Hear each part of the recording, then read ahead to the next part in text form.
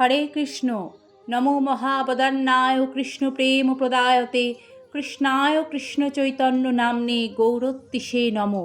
আমি পরমেশ্বর ভগবান শ্রী চৈতন্য মহাপ্রভুকে সশ্রদ্ধ প্রণাম জানাই। তিনি স্বয়ং শ্রীকৃষ্ণ এবং অন্যান্য অবতার অপেক্ষা উদার। তিনি অত্যন্ত দুর্লভ কৃষ্ণ প্রেম প্রদান করেছেন। তাকে আমার সশ্রদ্ধ প্রণতি জানিয়ে আজকের শ্রী শ্রী গৌর পূর্ণিমা 2026 সালে কবে পালন করবেন এবং গৌর পূর্ণিমা ব্রত উপবাস কতক্ষণ করতে হয়, এর বিধিনিষেধ কী, যাবতীয় বিষয়াদি আলোচনা করব। আশা রাখি সকলে শ্রীকৃষ্ণ কৃপায় ভালো আছেন। নমস্কার দর্শক বন্ধুরা, সিংহরায় ডোরবেলের আজকে সনাতনী বার্তার এই পর্বে আপনাদের সকলকে স্বাগত জানিয়ে আমরা সরাসরি মূল আলোচনায় প্রবেশ করছি।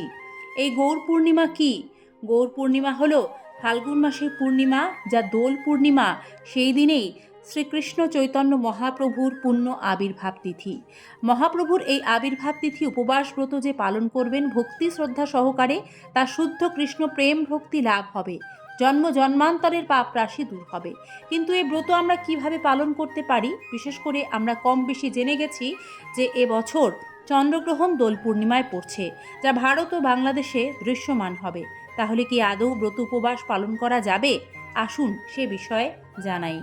2026 সালে শ্রী গৌর পূর্ণিমা বা দোল পূর্ণিমা ইংরাজির 3 মার্চ, বাংলার 18ই ফাল্গুন 1432 বঙ্গাব্দ মঙ্গলবার মহা সমারোহে অনুষ্ঠিত হবে। কলির অধঃপতিত জীবদের করুণা করতে পরম করুণাময় ভগবান শ্রী চৈতন্য মহাপ্রভু আবির্ভূত হলেন শ্রী মায়াপুর নবদ্বীপ ধামে। জীবের লাগিয়া বিলাইলেন প্রভু প্রতি ঘরে ঘরে গিয়ে, কলিযুগের যুগধর্ম হরিনাম সংকীর্তন শিখাইলেন আচরণ করে। সেই মহানুভবতা করুণার মূর্তি প্রকাশ রাধাকৃষ্ণ মিলিত তনুজ শ্রী শ্রী গৌর সুন্দর ভগবান শ্রী চৈতন্য মহাপ্রভু, তিনি তার নিত্য গোলক বৃন্দাবন ধাম ছেড়ে এই পৃথিবী নামক গ্রহে ভারতভূমি নবদ্বীপ ধাম নামক স্থানে পিতা শ্রী জগন্নাথ মিশ্র ও মাতা শ্রী শচী মাতার গৃহে নিম বৃক্ষের তলায় চন্দ্রোদয়ের সময় সমস্ত ব্রহ্মাণ্ডকে আলোকিত করে আবির্ভূত হন ভগবান শ্রীকৃষ্ণ চৈতন্য মহাপ্রভু। তাই পরম শ্রদ্ধেয় বৈষ্ণবগণ ভগবানের সেই আবির্ভাব তিথি চন্দ্রোদয় পর্যন্ত উপবাস ব্রত পালন করে থাকেন। তাহলে বোঝা গেল গৌর পূর্ণিমার উপবাস চন্দ্রোদয় পর্যন্ত করতে হয়। দর্শক বন্ধুরা, গৌর পূর্ণিমার উপবাস ব্রত বিধি জানানোর আগে জানা প্রয়োজন দোল পূর্ণিমা ও হোলির সাথে গৌর পূর্ণিমার সম্পর্ক কোথায়, কী বা মাহাত্ম্য। বৃন্দাবন লীলায় ব্রজবাসীগণ পরমেশ্বর ভগবান শ্রীকৃষ্ণ ও তার অন্তরঙ্গা শক্তি শ্রীমতী রাধারানীকে একত্রে পেয়ে সীমাহীন আনন্দে উদ্বেলিত হয়ে তাঁদের চরণে আবির রং ঢেলে রঞ্জিত করেন। কৃষ্ণ ভক্তরা ভগবানের চরণে, শ্রীমতী রাধারানীর চরণে আবির ছুঁয়ে তবেই কিন্তু হোলি উৎসব পালন করেন। আর দিনটি ছিল ফাল্গুন মাসের পূর্ণিমা তিথি। তাহলে দোল পূর্ণিমা কেন বলা হয়?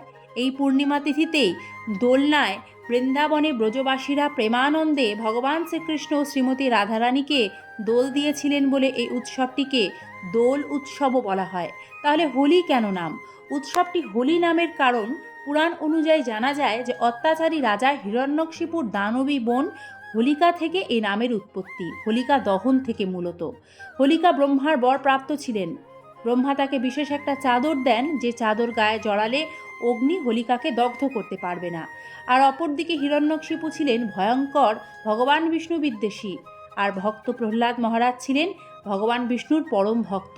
হিরণ্যকশিপু তার নিজের পুত্র প্রহ্লাদ মহারাজকে পুড়িয়ে মেরে ফেলতে চেয়েছিলেন, সেই জন্য তিনি হোলিকার দ্বারা অগ্নিতে নিক্ষেপ করেছিলেন। ওই অবস্থায় যখন ভক্ত প্রহ্লাদ মহারাজ ভগবান শ্রী হরিকে স্মরণ করেন, ডাকতে থাকেন, তখন স্বয়ং ভগবান বায়ু শক্তি দ্বারা হোলিকার চাদর উড়িয়ে দেন এবং হোলিকার চাদর উড়ে গিয়ে প্রহ্লাদ মহারাজের গায়ে জড়িয়ে যায়, আর হোলিকা অগ্নিতে দহন হয়ে যায়। অশুভ শক্তির ওপর শুভ শক্তির জয় হয়। এই আনন্দে হোলি উৎসব পালন করা হয়ে থাকে। দর্শক বন্ধুরা, এবার জানব গৌর পূর্ণিমা ব্রত উপবাসের বিধি। আমরা চন্দ্রোদয় পর্যন্ত গৌর পূর্ণিমার দিন সারাদিন উপবাস থেকে সন্ধ্যায় ভগবানকে মহা অভিষেক, আরতি ইত্যাদি করতে পারি। ভগবানকে অভিষেক করানোর সময় শুদ্ধ জলের ধারা, নানা রকম ফলের জুস, দুধ, ডাবের জল, পঞ্চামৃত, গঙ্গা জল দিয়ে অভিষেক করিয়ে থাকি চিত্রপট বা বিগ্রহে। আর এই অভিষেকের পর একাদশীর মতো মহাপ্রসাদ পাওয়া যায়, যেখানে পঞ্চরবিশস্য কিন্তু গ্রহণ করা যাবে না। যারা অসমর্থ, অসুখ বিসুখ, তারা ফল জল খেতে পারবেন, ভগবানের কাছে ক্ষমা প্রার্থনা করবেন। দর্শক বন্ধুরা, গৌর পূর্ণিমা ব্রত পালনের একটি গুরুত্বপূর্ণ দিক, যখন আপনারা গৌর পূর্ণিমার দিন পূজার আচরণবিধি পালন করে ভগবান শ্রী চৈতন্য মহাপ্রভুর প্রণাম মন্ত্রটি, যা আমরা আজকের পর্বে শুরুর দিকেই প্রদান করেছি, সেটি জপ করবেন। পাশাপাশি পঞ্চতত্ত্ব মহামন্ত্র অবশ্যই জপ করতে হবে। তা না হলে মহাপ্রভুর প্রতি আমাদের প্রণাম সম্পূর্ণ হয় না। পঞ্চতত্ত্ব মহামন্ত্রটি হলো: জয় শ্রীকৃষ্ণ চৈতন্য প্রভু নিত্যানন্দ শ্রী অদ্বৈত গদাধর শ্রীবাসাদি গৌর ভক্তবৃন্দ। কেন এ মন্ত্র উচ্চারণ করতেই হবে জানেন? শ্রী চৈতন্য মহাপ্রভু সর্বদা তার পূর্ণ সম্প্রসারণ শ্রী নিত্যানন্দ প্রভু, শ্রী অদ্বৈত আচার্য প্রভু, শ্রী গদাধর পণ্ডিত প্রভু এবং শ্রীবাস ঠাকুর প্রভুর সাথে থাকেন। তিনি তাদের মাঝে আছেন পরমেশ্বর ভগবান হিসেবে। শ্রী চৈতন্য মহাপ্রভু সর্বদা এই অন্যান্য তত্ত্বগুলির সাথে বিরাজমান। তাই শ্রী চৈতন্য মহাপ্রভুর প্রতি আমাদের পূজা, আমাদের প্রণাম সম্পূর্ণ হয় যখন আমরা পঞ্চতত্ত্ব মহামন্ত্র কীর্তন করি।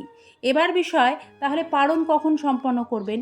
যেদিন গৌর পূর্ণিমা ব্রত, ঠিক তার পরদিন সকাল 10টার মধ্যে ভগবানকে পঞ্চরবিশস্য তুলসীপত্র সহযোগে ভোগ নিবেদন করে প্রসাদ পেয়ে নেবেন। মহাপ্রভুর প্রিয় ভোগগুলির অন্যতম শাক, শুক্তা, লাউ এবং তার থেকে তৈরি বিভিন্ন পদ, পরমান্ন, নিম বেগুন, কম মশলাযুক্ত খাবার ইত্যাদি। শ্রীকৃষ্ণ চরণ লাভ করতে গেলে আমাদের সবার প্রথম শ্রী চৈতন্য মহাপ্রভুর আশ্রয় নিতেই হবে। তাই শ্রী গৌর পূর্ণিমার মহামহিমান্বিত দিনে যারা বিশেষ কোনো কারণে বাড়িতে মহাপ্রভুর অভিষেকের বন্দোবস্ত করতে পারবেন না, তারা নিকটস্থ মঠ বা মন্দিরে গিয়ে মহাপ্রভুর অভিষেক দর্শন করবেন। শাস্ত্র ও শাস্ত্রজ্ঞরা জানান তাতেও সমান পুণ্য অর্জন করা যায়। এই দিনে বেশি বেশি করে হরিনাম জপ কীর্তন করবেন। নিন্দাচর্চা, মিথ্যাচার, সহবাস এইগুলি কার্যে যুক্ত হবেন না। আত্মসংযম নিয়ন্ত্রণ এ ব্রতের মূল লক্ষ্য। শ্রী চৈতন্য মহাপ্রভু মহাবদান্যবতার নামে পরিচিত, সবচেয়ে মহৎ অবতার, কারণ তিনি পতিত আত্মার অপরাধ বিবেচনা করেন না। এইভাবে যদি আমরা গৌর পূর্ণিমা ব্রত পালন করি, তাহলে শ্রী চৈতন্য মহাপ্রভুর কৃপা লাভ করব, কৃষ্ণ ভক্তি, শুদ্ধ ভগবত ভক্তি লাভ করব। এটি অত্যন্ত কার্যকর হবে আমাদের জীবনের জন্য। সকলে ভালো থাকবেন। আপনাদের সকলকে ধন্যবাদ আপনাদের মূল্যবান সময় থেকে গৌর পূর্ণিমার আজকের এই ভিডিওটি দেখবার জন্য। সকলের মাঝে ছড়িয়ে দেবেন, তাহলে সকলেই শ্রী শ্রী গৌর পূর্ণিমা ব্রতবিধি জানবার সুযোগ পাবে। ধন্যবাদ। নমস্কার। হরে কৃষ্ণ। রাধে রাধে।